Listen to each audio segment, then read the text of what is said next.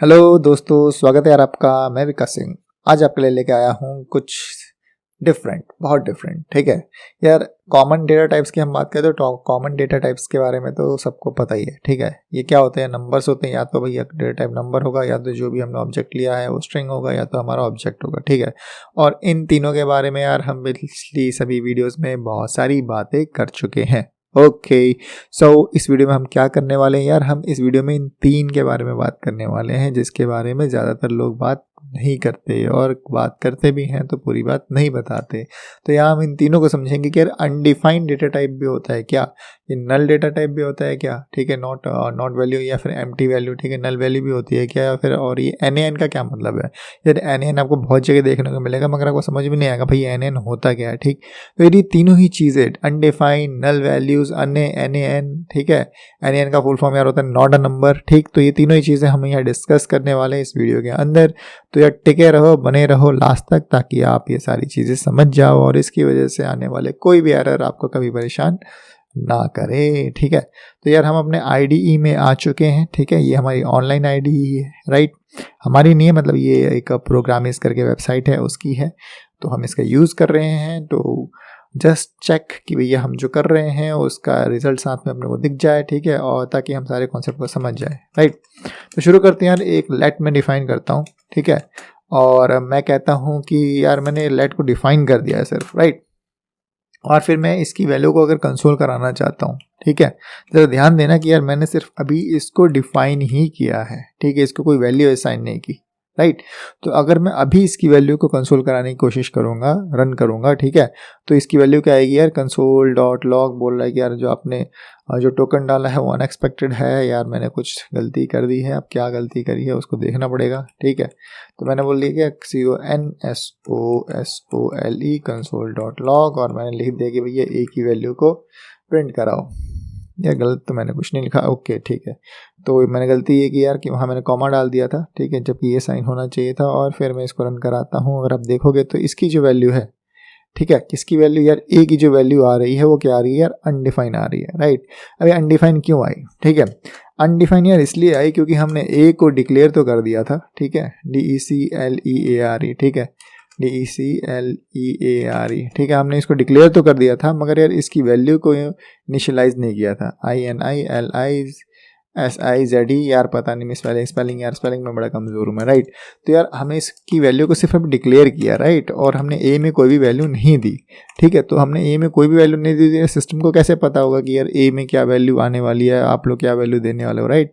तो इसीलिए हम जब भी सिर्फ एक वेरिएबल को डिक्लेयर करते हैं, ओके, सिर्फ डिक्लेयर किया और उसमें कोई वैल्यू असाइन नहीं की, तब तक ये हमारा जो ए की वैल्यू होगी वो ए की वैल्यू हमारी क्या हो जाएगी? अनडिफाइन हो जाएगी। क्लियर है?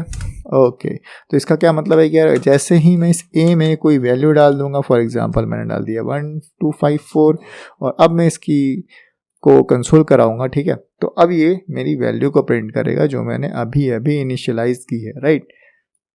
ये चीज़ आपको क्लियर हो गई? ओके, सो जब भी मैं एक वेरिएबल को सिर्फ और सिर्फ डिक्लेयर करता हूँ तो इसकी वैल्यू होती है undefined, right.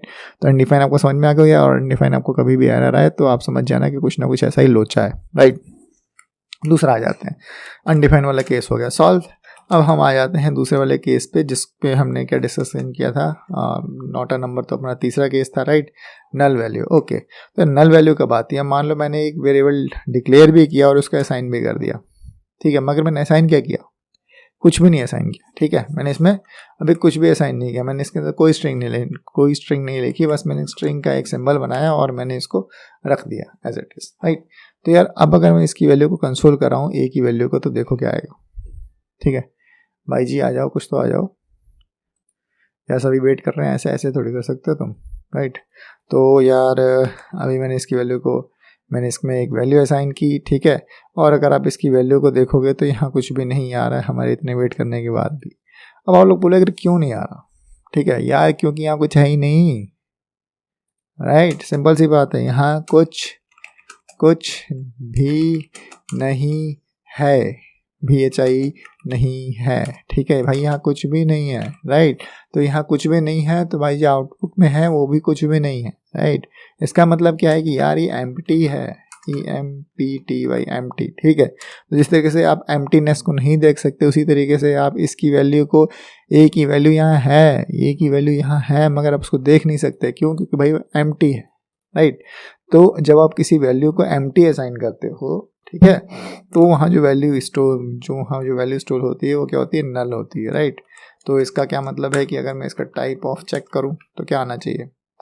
TYP type of ए अगर मैं चेक करूँ तो यहाँ क्या आएगा?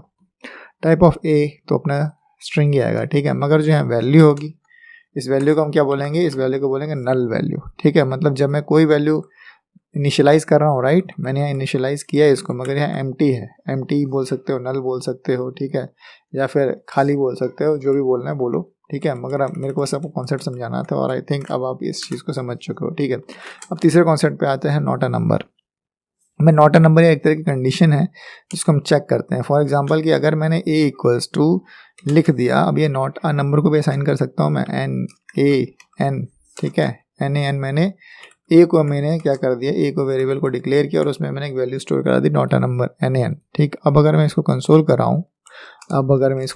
कराऊँ तो आपको क्या देखने को मिलेगा कि यार यहाँ जो इसका टाइप है, मतलब यहाँ जो वैल्यू प्रिंट हुई वो भी क्या होगी? NaN, मतलब नॉट अ नंबर, भाई ये नंबर नहीं है।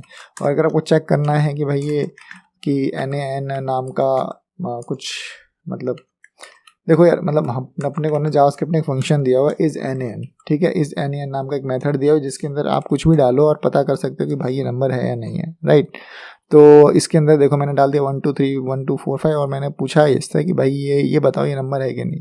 अब यहाँ से जो वैल्यू रिटर्न होगी वो क्या होगी? तो ट्रू होगी, फॉल्स होगी, ठीक है। अगर ये नंबर होगा तो ट्रू होगी, अगर नंबर नहीं होगा तो फॉल्स होगी, ठीक है। हमारे केस में यार नंबर है, राइट। तो ए की जो वैल्यू आनी चाहिए थी वो क्या आनी चाहिए? ट्रू आनी चाहिए। देखते हैं यार ऐसा होता है कि नहीं। रन करते हैं और यार हमारी वैल्यू आ गई फॉल्स। ओके, हमारी वैल्यू आ गई फॉल्स। ऐसा क्यों? पता नहीं, चलो एक काम करते हैं, एक बार स्ट्रिंग को डाल के देखते हैं। और मैंने बोला कि स्ट्रिंग, राइट, और मैंने इसको रन किया और ए की जो वैल्यू आएगी वो ट्रू, ठीक है। तो इसका क्या मतलब है कि ये बोल रहा है कि भाई क्या ये जो भी अंदर है क्या वो नंबर नहीं है? नॉट अ नंबर मतलब क्या वो नंबर नहीं है? तो भाई ये स्ट्रिंग नंबर नहीं है, ठीक है। इसीलिए यहाँ जो रिटर्न में आया आउटपुट में वो आया ट्रू, राइट। और जैसे ही मैंने एक नंबर इसके अंदर डाल दिया, जैसे मैंने पिछले एग्जाम्पल में किया था, मैंने फॉर एग्जाम्पल 12 डाल दिया और अगर मैं इसको रन करूँ तो फिर मेरे को क्या बताएगा? यार फॉल्स, ठीक है। क्यों? क्योंकि मैंने बोला कि यार क्या ये नंबर नहीं है? नहीं यार ये नंबर है। बट मैं क्या पूछ रहा हूँ? क्या ये नंबर नहीं है? नहीं भाई ये नंबर नहीं है। तो इसका मतलब क्या है?